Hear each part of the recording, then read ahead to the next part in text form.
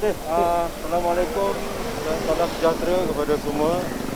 Jadi pada hari ini saya selaku Setiausaha Politik kepada Yang Berhormat Datuk Seri Ismail Sabri Yaakob, Naib Presiden UMNO Malaysia dan juga merangkap Menteri Kanan Pertahanan telah ke Balai Polis Gang Wangi untuk membuat satu laporan polis berkaitan satu pautan ataupun hantaran video yang telah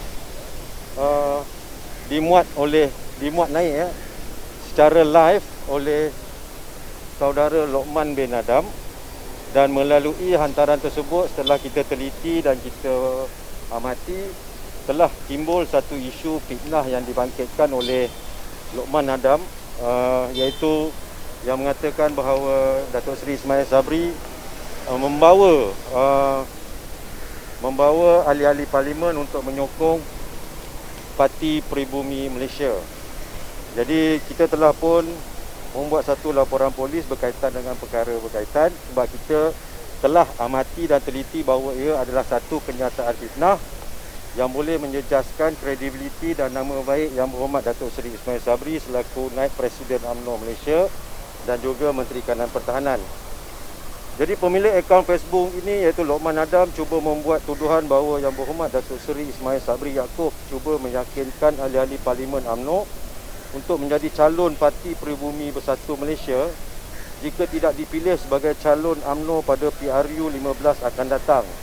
Dengan ayat antara lain ialah, untuk makluman tuan-tuan, lagi menyedihkan ketika Menteri PKP ini cuba meyakinkan dan sampai ke tahap tuan-tuan menyatakan bahawa sekiranya kita tidak dipilih sebagai calon pilihan raya yang akan datang, bila-bila masa kita boleh menjadi calon Parti Bersatu yang hari ini kita tahu tidak cukup orang yang berwibawa dan seterusnya. Pelbagai tuduhan dan cacian dilemparkan oleh pemilik akaun Facebook Lokman Adam ini terhadap Yang Berhormat Datuk Ismail Sabri Yaakob. Jadi ini adalah satu fitnah yang telah dilemparkan oleh Lokman Adam yang berbentuk dan berbau yang boleh menjejaskan kredibiliti Naib Presiden UMNO Malaysia. Itulah tujuan kita minta satu laporan polis dan saya telah diberitahu oleh Yang Berhormat Datuk Seri Ismail Sabri bahawa beliau tidak pernah membuat sebarang pernyataan-pernyataan yang dihuraikan seperti yang saya maklumkan seperti tadi. Jadi saya memohon dan terus membuat laporan polis bagi mewakili Datuk Seri Ismail Sabri dan memohon pihak PDRM menyiasat mengikut akta-akta berkaitan dengan fitnah di bawah Akta Hasutan 1948, Akta Anti Berita Tidak Benar 1803 dan Akta SKMM Akta 1998. Kerana jelas beliau telah sewenangnya membuat tuduhan secara terbuka dan menyebabkan kerosakan kepada imej Yang Berhormat Datuk Seri Ismail Sabri selaku Naib Presiden UMNO Malaysia dan Menteri Kanan Pertahanan. Sekian.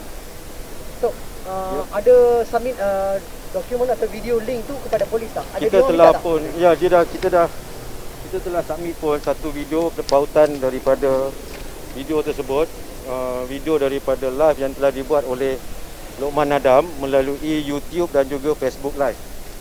Ya, jadi ini yang telah kita hantar kepada pihak PDRM untuk disiasat secara telus dan terbuka lah. Yep. Oh, sorry. Pautan tu tak diturunkan lagi ya, Datuk? Ya, masih lagi. Dan ini adalah laporan masih ada lagi ya? Laporan polis yang kita ini adalah laporan polis yang kita buat tadi, dan insya-Allah pihak polis akan menjalankan siasatan berkaitan dengan perkara yang telah kita laporkan tadilah. Dan pautan itu masih lagi ada. Kita telah semak sehingga saat ini pautan itu masih lagi ada. Okey. Jadi sebenarnya kita nak membersihkan nama Yang Berhormat Datuk Seri Ismail Sabri Yaakob selaku Naib Presiden UMNO Malaysia, yang beliau tidak pernah membuat sebarang kenyataan berkaitan dengan perkara yang kita laporkan. Okey. Alright. Okey. Terima kasih Datuk. Terima kasih ya. Okey. Ning.